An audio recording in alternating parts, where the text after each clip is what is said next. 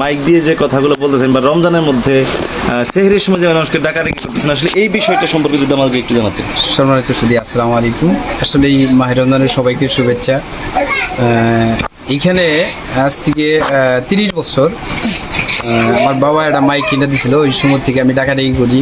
আর দ্বিতীয়ত কথা মসজিদ, এখানে মসজিদটা আসলেই এই মসজিদের ব্যাপারে আমরা অনেক আলোচনা করেছি। তো এলাকার আসলেই যেহেতু মনে করেন আমাদের এই এলাকায় নতুন কিছু বাড়ি হয়েছে, আগে 3টা বাড়ি ছিল আমাদের চালায়, এখন অনেকটি বাড়ি হয়েছে, কিন্তু অনেকে করে না বিদায় আসলে মসজিদে একদম করা হয় নাই। আলোচনা করা হয়েছে, আমাদের কুমু কাকু আছে, সাইকি কাকা আছে, ওনাদের সাথে বলা হয়েছে যে একটা মসজিদ আসলে করলে গেলে ভালো হয়। যেহেতু আমার বাবা 11 বছর আগে চলে গেছে, হয়তো উনি বলেছিল যে যদি মসজিদ হয় তাহলে জায়গা দিবেও। আমি আসলে ওই পাশে জায়গাও আছে রাস্তার পাড়ে থেকে, যত দামি হোক আমি বলেছিলাম, কিন্তু মসজিদ করলে আবাদির জায়গা থাক, মানে মসজিদ যে নামাজ পড়বে এরকম 5 ওয়াক্ত 5 জায়গায় নামাজ যেন পড়তে পারে, এই জন্য আসলে সবারই আগ্রহী থাকতে হবে। আমি আসলে প্রতি বছরই আসলে রমজান মাসে সেহরির সময় আমি ডাকাডাকি করি। এটা আসলেই আমি যেহেতু অভ্যাস হয়ে গেছে, এবং অনেকে না ডাকলে আবার মানুষের অভ্যাস হয়ে গেছে যে হালিম তো ডাক দিবেই। মানে ওই দিনকে মাস্টারের রাত্রি হয়ে গেছে, 3 মিনিট আগে ডাক দিছি, বলতেছে কয় তুমি একটু 10 মিনিট 20 মিনিট আগে বলো, আজকে তো বলো নাই। আমি তো তাড়াতাড়ি করে মানে ঘুম থেকে 3 মিনিট আগেই মানে সজাগ পাইছি, তো তাড়াহুড়ো করে খানা খাইতে হয়েছে। তো যাই হোক, আপনি যে মাইক দিয়ে ডাক দিতেছেন, এতে কি মানুষের উপকার হচ্ছে? এটা আল্লাহ পাক ভালো জানে। অনেকে বলে যে হ্যাঁ ডাকাডাকি তো অনেকে আগে আপনি ডাক দেওয়ার পরে নাকি খাবার খাইয়েছে বা সজাগ পেয়েছে, এরকম হয়েছে? হ্যাঁ, অবশ্যই। আচ্ছা, এরকম কি কোনো প্রতিক্রিয়া হয়েছে যে মাইক নিয়ে কোনো কেউ বিভ্রান্তি করে বা কোনো বিচার করে দিয়েছে বা কমপ্লেন দিয়েছে যে এটা আসলে ক্ষতিকর হচ্ছে, এরকম হয়েছে কিনা? এরকম সবাই না, মানে 2 থেকে 1 মানুষ বলছিল যারা রোজা থাকে না এবং মাহে রমজানকে পছন্দ করে না, 1 থেকে 2 মানুষ বলছিল ওনাদের মনে ওই সমস্যা হয় ঘুমে। আসলে কারণে আমাদের এলাকায় মসজিদটা হয় না বিদায়। আসলে আল্লাহর ঘর হওয়ারও কিছু মানুষেরই থাকুন লাগে। আমাদের এলাকার থেকে মাত্র 1 থেকে 2 মানুষ এটার বিদ্রোহী ছিল। এটা আগে ছিল না, কিন্তু এইবার একটু বিদ্রোহী করছিল আর কি। সেই জন্য আসলে আমি ওনাদেরকে বলবো, যেহেতু আসলে ওনারা যেন 5 ওয়াক্ত নামাজ পড়ে। আসলে ঘুম তো আল্লাহর দানীয় জিনিস। এমন সময় আছে ঘুম পাড়তে চাইলে ঘুম পাড়তে পারবে না, আর রমজান মাসে ঘুম কম পাড়াই ভালো। তো আল্লাহর ইবাদত বন্দেগিরি শুধু খালি নামাজ দিয়ে হয় না। একটু সহানুভূতির সাথে আপনি এটা করছেন এবং মানে মানুষকে সজাগ করার জন্য যাতে সবাই খুশি আছে, কিন্তু 2 মানুষ বাদ দিয়ে এই এলাকায় খাইতে পারে এবং রোজা রাখতে পারে, সেই জন্যই আসলে এটা করছেন। দোয়া করেন। জি, এই পর্যায়ে আমি একটু কথা বলছি যে আমাদের হযরত মাওলানা মোহাম্মদ ইসমাইল হোসেন, কেমন আছেন? আলহামদুলিল্লাহ। জি, এই যে আমাদের হালিম ভাই যে আসলে আপনার এখানে একটি মসজিদে না থাকায় আসলে যে মসজিদে যে ইমাম সাহেব ডাকাডাকি করেন মাইক দিয়ে, আমাদের এই সমাজগুলোতে এই এলাকাগুলোতে আসলে প্রচলিত, কিন্তু অন্যান্য এলাকায় কিন্তু এরকম না, শুধু সাইরেন বাজায়, হ্যাঁ, ঘুমের ডিস্টার্ব করে না, মাইক দিয়ে ডাকাডাকি করে না। কিন্তু আসলে আমাদের এই অঞ্চলগুলোতে কিন্তু মাইক দিয়ে আসলে ডাকাডাকি করে। এই বিষয়টা আসলে আপনারা কিভাবে দেখছেন? আসলে আমাদের এখানে ওই টাকার সাথে মানুষের ওঠার একটা সম্পর্ক, কাজেই আমাদের এটা গ্রাম বাংলার একটা ঐতিহ্য। আমাদের গ্রাম বাংলা টাউনের ব্যাপারটা আলাদা।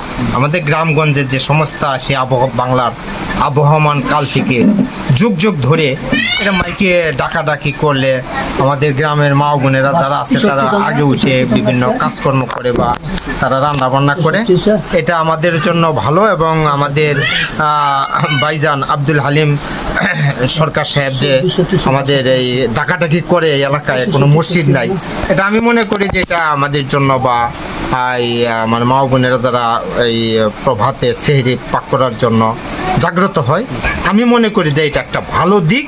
তারপরে 2-1 খারাপ মনে করবে, এটা হতে পারে, তবে সার্বিকভাবে এটা একটা ভালো দিক আমি মনে করি। ধন্যবাদ। শুধু পর্যায়ে আমি কথা বলছি জনাব আব্দুর রহমান পীর সাহেবের সাথে। মুজাফফর পীর সাহেবের 11তম মৃত্যুবার্ষিকীতে আজকের যে রমজানে ইফতার শেষে যদি একটু জনাব মুজাফফর পীর সাহেব সম্পর্কে যদি একটু স্মৃতিচারণ করতেন। আলহামদুলিল্লাহ, আমি এখানে বাড়ি করছি 6 বছর। এই 6 বছরের মধ্যে প্রত্যেক বছরই ওনার উপার দিবস সম্বন্ধে আমি আল্লাহর রহমতে উপস্থিত থাকি। দোয়া করে অনেক কিছু করা হয়। এর মধ্যে আবার কথা হইল যে আব্দুল হালিম সরকার ওই পীর সাহেবের বড় ছেলে, উনি যে প্রোগ্রাম নিয়েছে, অর্থাৎ এখন মসজিদ সম্বন্ধে আমাদের এখানে আসর করতে গেলে মসজিদ খুবই দরকার। তা না হলে আমাদের কোনো একটু অসুবিধা হইতেছে। এই এলাকার মধ্যে আমরা মাঝে মাঝে আলাপ করি, বিশেষ করে কালকে অনেকক্ষণ আমরা আলাপ করছি। আমি ওখানে তারাবে নামাজ পড়াই, মধ্যে করি, ওখানে অনেক আলাপ করছি। আমাদের এখানে মসজিদের দরকার, মেম্বার সাহেব নিয়ে আলাপ করছি, ওনারা বলছে হয় আমাদের দরকার। এই সূত্রে তারপরে একটা কথা বলে ভাগ খেলে ভাগ করে, আর হার যে চিরদিন থাকবেই, হ্যাঁ, এটা এই যে সেদিকে থাকবেই। ওরা সাধারণ একটু দুই একজন এই দিক সেদিকে থাকতেই পারে, ওটা একটা ব্যাপারই না। তো আমাদের এখানে মসজিদ খুব একটা দরকার। যদি যে পীর সাহেবের উপাধি দিবস উপলক্ষে এখানে আমরা একাত্র হব, এইটাই কিন্তু শুধু কথা নয়, হ্যাঁ। মসজিদ এটা হইলে একটা কথা হইলে কি, বৎসরে না পারে 2 বার একাত্র হওয়ার ঈদের নামাজে, আর সপ্তাহে একদিন একাত্র হোক মসজিদ জুম্মার নামাজে, এটা কিন্তু হাদিসের কথা, হ্যাঁ। আর 5 ওয়াক্ত নামাজে একাত্র হন, কে কি মন আছে এটা আমাদের জানার জন্য, কুশলী জানার জন্য, ভালো মন্দ এটা উদ্দেশ্য করে জামাতের নামাজ এবং মসজিদের নামাজ, এটা কিন্তু মৌখিক বলছি না, এটা হাদিসের কথা। এই সূত্রে আমাদের এখানে মসজিদের খুব দরকার। আল্লাহ রাব্বুল আলামিন আমাদেরকে যেন এখন মসজিদ করার জন্য তো বিজ্ঞান আপনাদের উসিলায়। এখানে মাঝে আমি বহু বছর ধরে এখানে দাওয়াত খাই। আমার তাও ছিলেন, তিনি খুব মহব্বত ছিল। তিনি আসলে আশা করছে যে এখানে একটা মসজিদ জায়গাও দিবার চাইছে, মসজিদ দিবার জন্য একটা মসজিদ হইলে ভালোই হয় আর মসজিদ হইলে ভালো হইতো। মসজিদ সবার জন্য দরকার। মসজিদ হওয়া ভালো, পাঞ্জাখানা অথবা মসজিদ হওয়া এখানেও দরকার। ইসমাইল মাওলানা সাহেব আমার কইছে মিরাদের নামত যে এফতার বাড়ি আসতেই এখন শুনি যে না মেলা লোক হয়েছে, এখন মানে একটা মসজিদের জন্য জরুরি দরকার, নামাজ খানার জরুরি দরকার। আমি এই বলে আমার বক্তব্য শেষ করছি। আসসালামু আলাইকুম। সম্মানিত সুধী, আপনারা শুনলেন যে আমাদের বড়চনা পূর্বপাড়া, দাড়িপাকা পশ্চিমপাড়া তথা মুজাফফর আল চিস্তি যে পীর সাহেবের যে দরবার শরীফ আছে, সেই বাড়িতে অর্থাৎ তার যে বড় ছেলে গদিনিসীন আব্দুল হালিম সরকার, সেই বাড়িতে থেকে কিন্তু আসলে সরাসরি আপনাদেরকে দেখানোর চেষ্টা করছি। আমরা আসলে আজকের যে রমজান ইফতার করার পরে অর্থাৎ মুজাফফর পীর সাহেবের 11তম ওফাত দিবস অর্থাৎ মৃত্যুবার্ষিকী উপলক্ষে আজকের এই যে ইফতার মাহফিল ছিল, সেইখানে সেটা শেষে আসলে আমরা আপনাদেরকে সরাসরি মানে আমরা দেখানোর চেষ্টা করছি এবং এখানে যারা আছেন সকলকেই আমরা অবগত করেছি এবং ওনাদের সাথে সকলের সাথে আমরা কথা বলেছি। আসলে আব্দুল হালিম সরকার এই ভাই, উনি কিন্তু আসলে এই ইফতারের সময় আজান দিয়ে থাকেন বা সেহরির সময় মানুষকে ডাকাডাকি করে থাকেন এবং আজান দিয়ে থাকেন, অর্থাৎ মানুষকে সেহরি খাওয়ার জন্য আহ্বান করেন। এটি হচ্ছে আমাদের আসলে গ্রাম বাংলার চিরাচরিত একটি প্রথা। হ্যাঁ, এটি আসলে কোনো ধর্মীয় রীতি নয়, কিন্তু আসলে একটি প্রথা। এই প্রথা অনুযায়ী আসলে কি করবেন যে সঠিক সময় যাতে মানুষজন সেহরি রান্না করতে পারেন এবং সেহরি খেতে পারেন এবং রোজা রাখতে পারেন, সেই জন্য কিন্তু আসলে ডাক দেওয়া হয়। আর সেই কাজটি কিন্তু আসলে দীর্ঘ 30 বছর যাবত এই আব্দুল হালিম সরকার তিনি করে যাচ্ছেন। যদিও এটি নিয়ে কিন্তু আসলে মিশ্র আছে, প্রতিক্রিয়া আছে, কারো পক্ষে কেউ বিপক্ষে বলছেন, কিন্তু আসলে অনেক সময় দেখা যাচ্ছে যে বেশিরভাগই রমজানের মধ্যে একটু পক্ষেই থাকে এবং কিছু মানুষ আসলে বিপক্ষে আছে।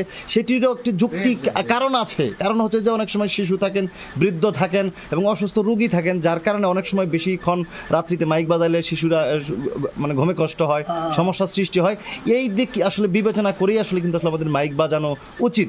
আমি সেটি আসলে সরাসরি আসলে হালিম ভাইয়ের সাথে কথা বলেছি এবং যতটুকু সম্ভব তিনি আসলে সেটি আসলে সহনশীলতার সাথেই সেই কাজটি করবেন এবং ভবিষ্যতে আপনাদের সকলের সহযোগিতায় এখানে একটি মসজিদ নির্মাণ হবে, সেই প্রত্যাশায় শেষ করছি। দুরন্ত মিডিয়া থেকে শেখ মোহাম্মদ আল আমিন, আব্দুল হালিম সরকার ভাইয়ের বাড়ি বড়চনা, সখীপুর, টাঙ্গাইল।